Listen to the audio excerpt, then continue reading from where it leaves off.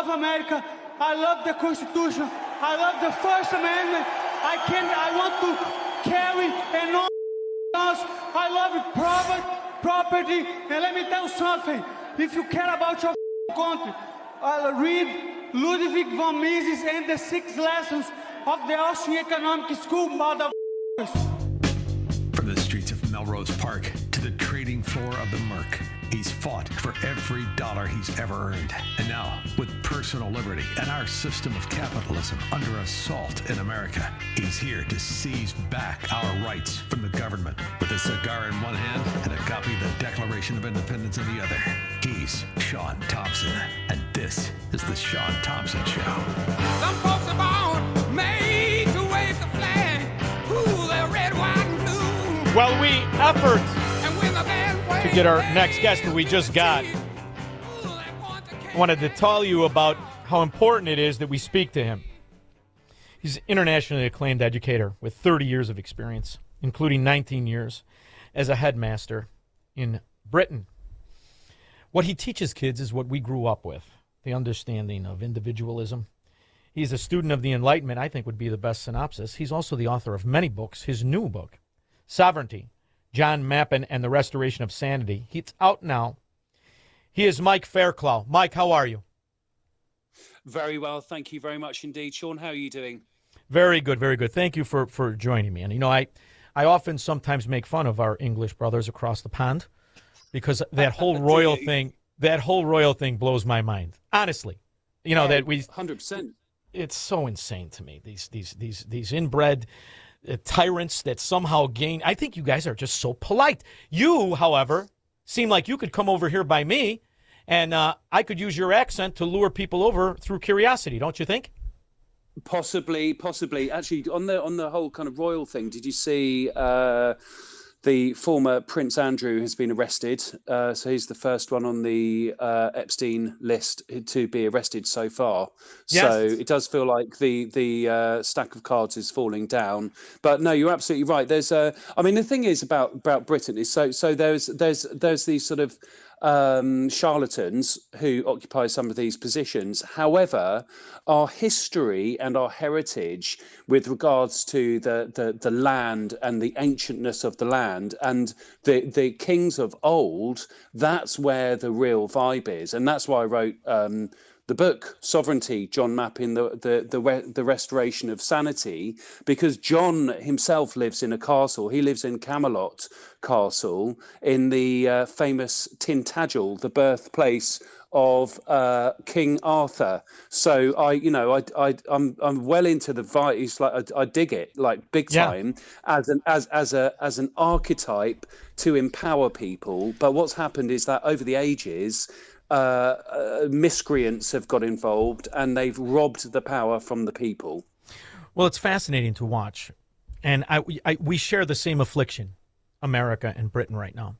We are suffering from self-induced tyranny. We're giving it to ourselves. We're born of liberty. We're born of a certain freedom, and for some reason, there are people in the country, and there are pirates and there are pigeons, as we like to call it. There are people who willfully give it away for the sense of some form of a ridiculous security, and then there are other people who take it away because they understand to be in control means that you are above reproach. So we have thieves that sell us this idea of a utopia. You fended off the idea of a protected utopia, and you embraced freedom for many, many, many years. But yet I can't help but notice the similarities as your people give it away as well. Yeah. So the thing about Britain is there's an illusion of democracy. There's essentially we're run by the civil service, which is in place. That's like our deep state, basically, which is in place regardless of which party gets into power. And also, Britain signed up to the United Nations Sustainable Development Goals back in 2015, which, despite us leaving via Brexit, the European Union, it ties us into a lot of insane stuff. So that's where you get some of the gender ideology nonsense coming through, the net zero, so the climate change kind of nonsense, a lot of things which are all kind of scams. But I don't know whether you're aware of a new political party that has just emerged called Restore Britain. Has that reached your shores yet? It has not, but I am very interested in it, and I'm assuming that you're a big part of that. Well, I'm a fan. I've met, so it's led by a gentleman called Rupert Lowe, who I've met through John Mappin. I'm hoping, I don't know whether this is definitely going to be the case, but I'm hoping John will stand to become a member of Parliament for a Restore Britain party and government, and possibly either as the Foreign Secretary or even head of immigration. But this is a party which has totally taken the establishment by storm. It's a grassroots party. It's come in from seemingly nowhere, and it's got in literally in the last few days it's gained something like 70,000 members from zero in 3 days, and it's already rocking the establishment. So yeah, I'm hoping John's going to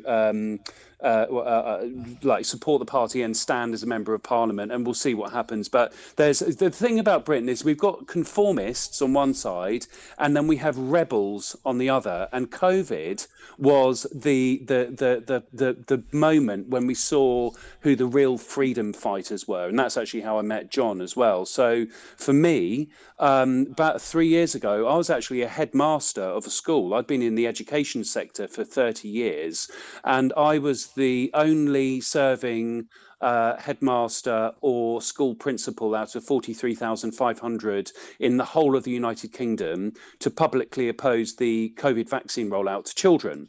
Now, simultaneously, John Mappin was also making a stand in his own way regarding the vaccines, and then we met through our campaigning, and that was when we saw really who the freedom fighters were. So the people who were saying no to vaccine passports, no to government overreach, and to be honest with you, Sean, it also woke up vast amounts of the British public who were previously sleeping, and it made us aware of how totalitarian our government was becoming. And now there's a big pushback.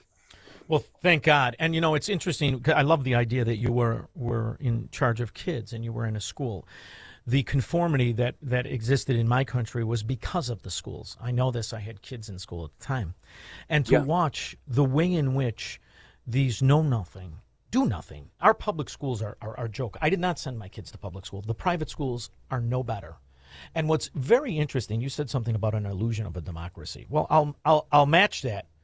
We have an illusion of a democracy and an illusion of a republic in a sense. And the reason is it became bulletproof in Washington, D.C. Now, we have states that stuck up for the citizens in their state, a handful. So there were places to seek refuge from the tyranny that affected other people. And then there are people like me who don't care what anyone thinks and tell them I don't give a rip what you do. I'd rather go broke than conform. So we have millions of people that push back. But to see basically, out of the 535 representatives from Congressmen and Senate, to see 95% conform and insist their citizens do was something that really, I don't think I'll ever look at the government the same ever again. And I can't help but notice you were even worse. It was even worse for you. It was worse for people under the rule.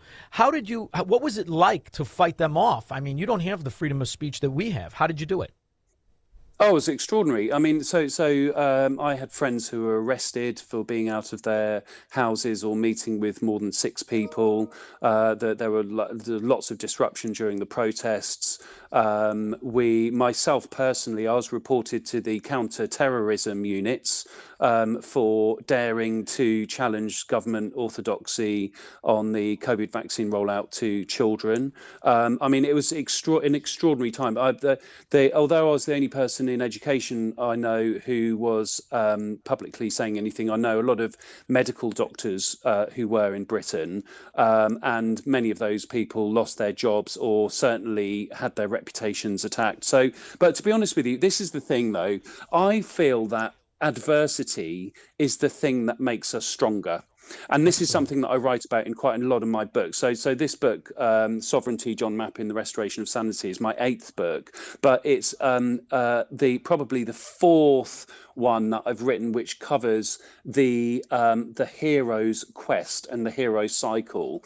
And I believe, and the reason I'm interested in that theme is because I feel that's where our kind of sword is forged in the fire. It's when we're really up against it, and it's like, oh my goodness, how am I going to get out of this? How am I going to resolve things? That you dig really deep and you find the thing that you need in order to be able to stand and be in your power. And just to give you an example, John Mappin, the reason why I chose him as a subject, as well as him being a long-time friend now, is in terms of his stand. So go pre-COVID, he was so he owns something. He's like Camelot Castle Hotel is what he owns, and the United Kingdom government offered him £20 million to turn his hotel into a migrant processing centre, because you're probably aware that we have sometimes 1,000 illegal immigrants coming onto our shores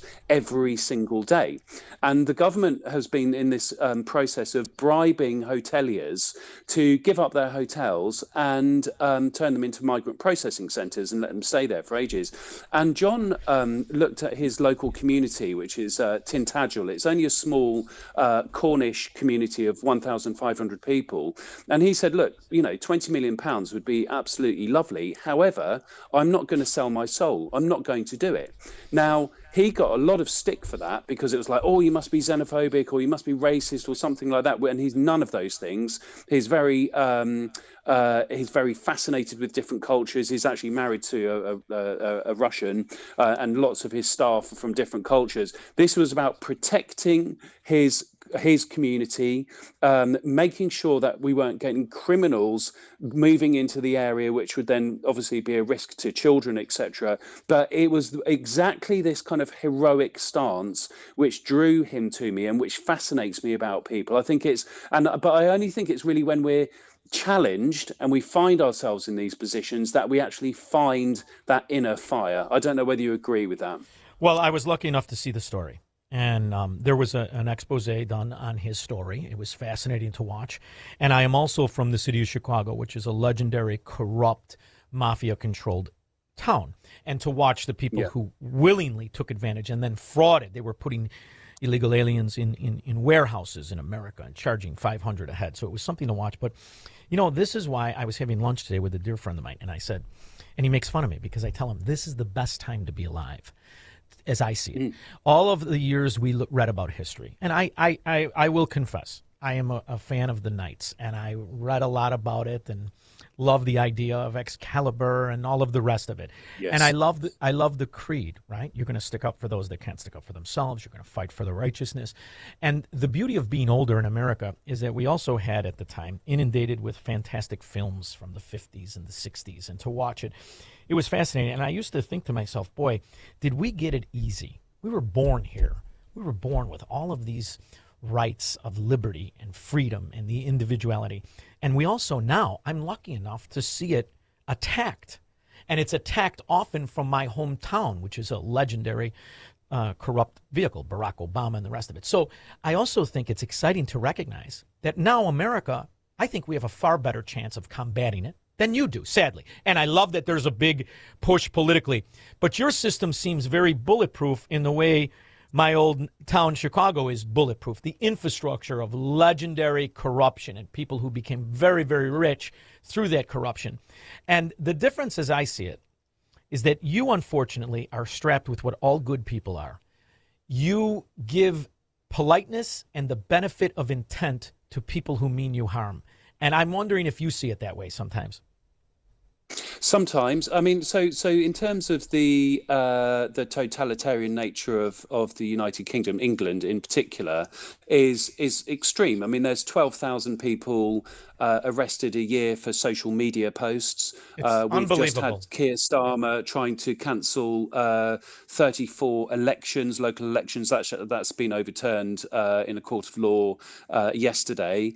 There's the horrendous rape gang scandal, where the government's been trying to delete and destroy the evidence. I mean, it's essentially organised crime. So, and it is embedded, and it is very much establishment. But you know, it goes back to what I was saying. It's like at the end of the day, it's like you've got everyone's being squeezed, and particularly on the financial side as well. And at the end of the day, it's like when if you keep everyone sweet and give them, you know, the clothes on their back and food on their table, and they can look after their kids, and you could probably placate people and get away with a lot more. However, what these guys are doing, because they're essentially communists, is they are absolutely pounding people, and that's waking up the lion. So the British lion is moving out of his slumber now, and there are many people who are coming together from lots of different backgrounds, and it's not just the working class, it's the middle class and people from even the aristocracy. I've been meeting with different people from a lot, and many of them actually through John. I mean, he's such a great networker, and it spans all of these different kind of people through the arts, through politics, etc.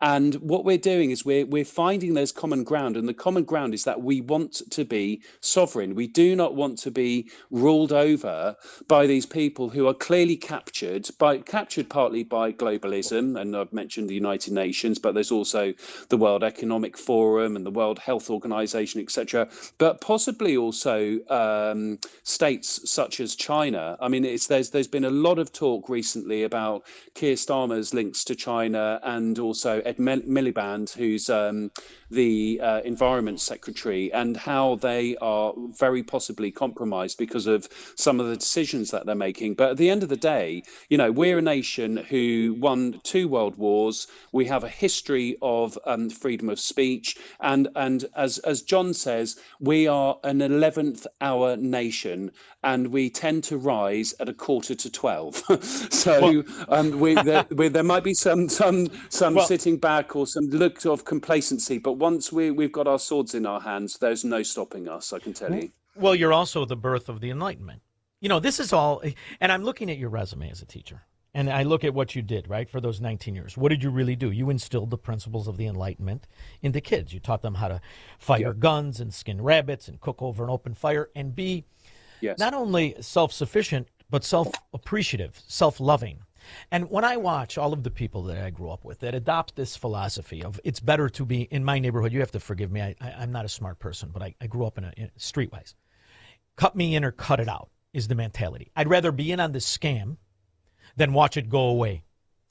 What happens is they know they're self-loathing, and this ideology can only be promoted and participated by the self-loathing. And if you look throughout history, the dawn of Marxism, the dawn of communism, these are self-loathing people who didn't necessarily even want for themselves. They just wanted to take away from others. So it's a psychological war. It's not about policy. After all, the policies of communism and socialism and Marxism are failures. This is a psychological war of the self-loathing versus the self-love. I view it that way. I'm curious. I think it's also a spiritual war. So I agree with you entirely. I think you're absolutely right. And the self-loathing is so apparent, particularly in Britain. I mean, the anti-white sentiment, for example, and I'm saying this as someone who's married to a dark-skinned Punjabi Indian woman. So I love all different cultures and things, but I'm very proud to be a white man. I'm very, very proud of my culture, my history, my flag, etc. But the left of politics is absolutely loathing of those things, and says that we should feel ashamed of our history, ashamed of our color, all of this kind of thing. And you see it magnified within the education system.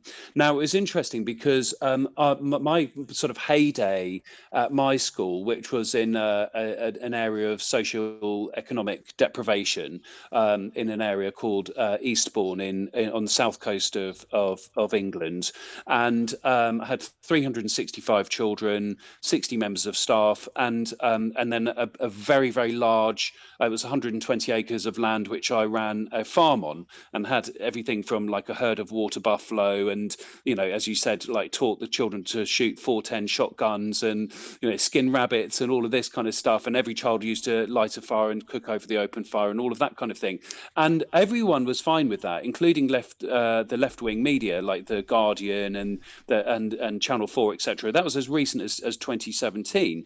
But the 2 years that followed that, the woke indoctrination absolutely exploded, and it was because of essentially during the Brexit time, anyone such as myself who voted to leave the European Union, we were considered to be far right, Nazis, all of this kind of thing, simply because we believed in sovereignty. And that mentality then flooded the education system, so that anyone who had any sort of sense of pride or anything was immediately framed as being toxic in some way. So I went from being quite famed and on TV and all this kind of stuff. It's like, oh, the guy with the guns and it was all fine, to suddenly that was toxic masculinity. And then when I voted to leave the European Union, suddenly I was far right. But then the incredible thing was then when I started saying, well, I'm not really into this idea of children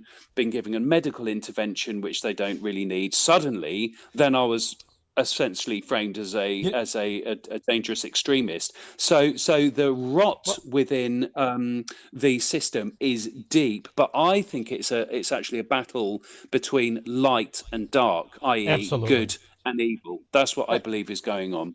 And history will reveal this, and history will remember the fight that people like you push back, and that's why this is the most exciting time. Whether we win or lose, it's the effort we put forward, and history will reveal the pandemic, as I refer to it, as the greatest weapon of the tyrant, and it will all come out, and that's why I can't wait for everybody to go and buy the book Sovereignty, John Mappin and the Restoration of Sanity. I really hope that in this life or the next, I get to shake your hand, Mike. It really has been a pleasure. I hope I get to talk to you again.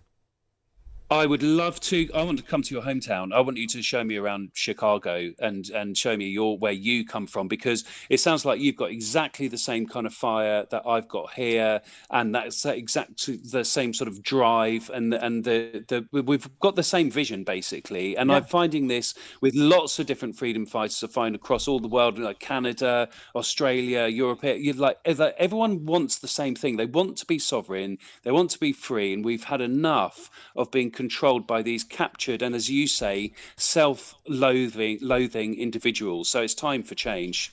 Mike Fairclough, it's a deal. As long as we start and end in Naples, the food's better down here. Really, I hope I get to meet you, Mike. Thank you very much for joining me and making time. It means a lot. Thank you. Thank you, Sean. Take care. Bye.